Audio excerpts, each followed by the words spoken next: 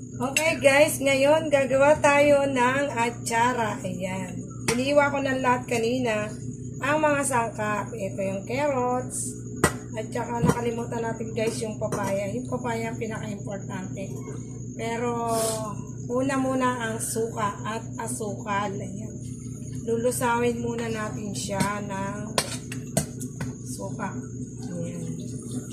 Nakakalating bote para maraming sabaw. Kasi kailangan purong suka ang gamitin. Ayan.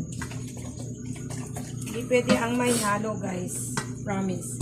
May iba ang lasa. Ayan. Lagyan natin ang asukal. Ayan. Lahat na natin. Ayan. Lusawin ng mahalo. Ng mahalo. Malusaw ang asukal. Ayan.